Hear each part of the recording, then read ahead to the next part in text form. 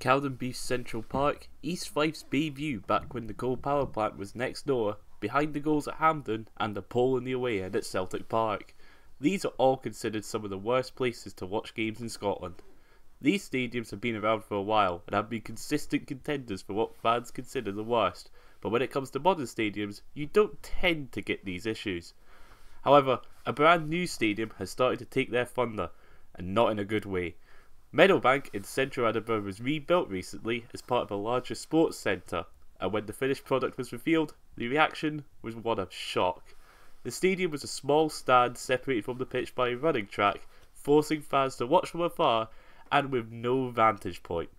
Criticisms of Meadowbank are nothing new, however, so in this video I'm going to look at the history of Meadowbank, its difficult relationship with football, and how it could be fixed.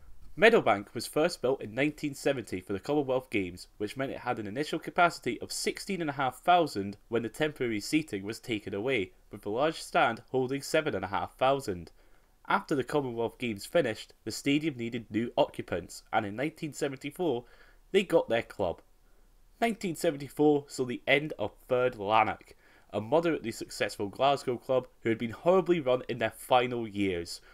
This led to a space opening up in the SPFL, and up steps Ferranti Thistle, the works team for a local factory of the company of the same name. As sponsorship rules would not allow team names to have a company name in them, they had to change their name, and so they came up with Meadowbank Thistle and then joined the pyramid.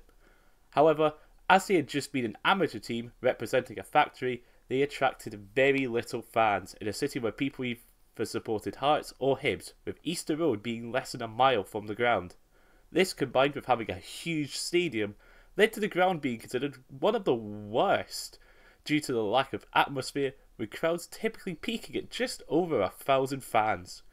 This led to Meadowbank Thistle making an unprecedented move. Foreshadowing what would happen down south of Wimbledon, Thistle announced that in 1995 they would be leaving Edinburgh for the new town of Livingston in West Lothian, roughly 20 miles away.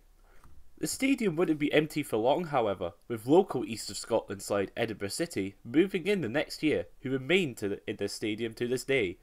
Edinburgh City enjoyed success at Meadowbank, cementing themselves as regulars in the East of Scotland League, leading to them putting in an application to join the SPFL in 2002 after the demise of Edgeonians. They were, however, beaten by Gretna, which did not go well. And with Gretna's demise in 2008, they applied again.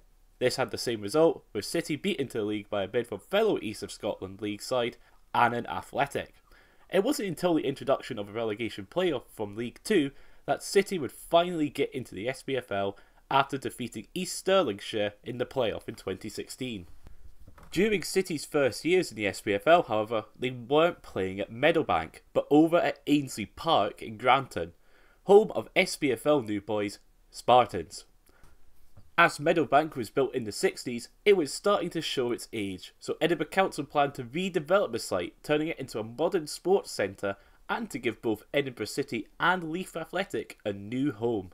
Now, one of the main issues with Meadowbank beforehand was the atmosphere, as it was empty and fans were far from the pitch. Whilst modern Meadowbank is smaller, they have failed to take into account the distance from the pitch. The stand is only 3 or 4 rows above the ground, which means that when sitting down, you are practically level with the players. There's also barriers, which mean that if people are sitting on the front row, their view is further restricted. When it comes to away fans, they have to stand on the running track, as the old terracing is behind a fence and is derelict. This means the best place to watch a game is through the window of the gym in the leisure centre, which, if you were to try and do, you'd probably get kicked out. It's almost as if the football aspect has been put to the side during the design process. I'd imagine for watching athletics it's fine, but as a football stadium, not so much. So, how do we fix this? First, the stand needs changing. Alloa Athletics Recreation Park has a perfect example of what to do, with its raised stand sitting above the dressing rooms. This means that whilst it doesn't go that far back, it still provides a good vantage point over the pitch. When it comes to disabled fans, there would be the issue of access, but the space that there is, they could potentially fit a ramp to a lower level for them. For away fans, they have moved the barriers to be at the pitch side, so people are actually able to see what is happening, but the old terracing could be rebuilt or replaced with a second duplicate stand that is raised. Of course, I'm not a fully qualified architect. I mean, I do have some qualifications, but it was interior design work, which isn't really relevant for designing a whole football stadium. So there's probably underlying issues that meant this was the best that they could come up with. It's a shame, as a proper stadium for Edinburgh City to play in could help them try and attract new fans. As I am writing this, there have been reports of the club having cash flow issues.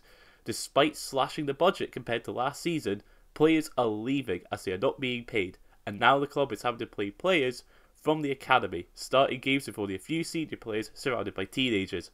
This, in a season where they are towards the bottom of League One, is concerning, and as much as I have been slagging off their stadium, if you're in the area and have a Saturday off, why not go and watch them, just to help them out a little bit. Right, we're having a bit of a side note here, because since first writing this, more stuff has come out.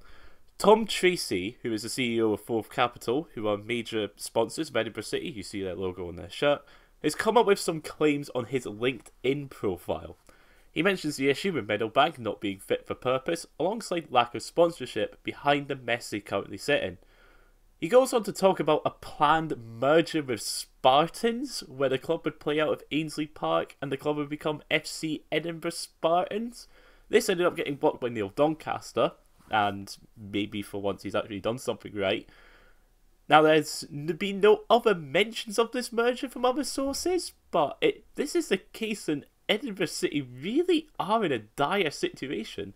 They've had to scrap their development team, as that has basically just become their first team, and it seems like they could be heading for administration. Let's just hope that City get through this alive, even if it means potentially dropping back down to the Lowland League in a couple of seasons. That's it for this video. Didn't think I'd be making another video, but here we are.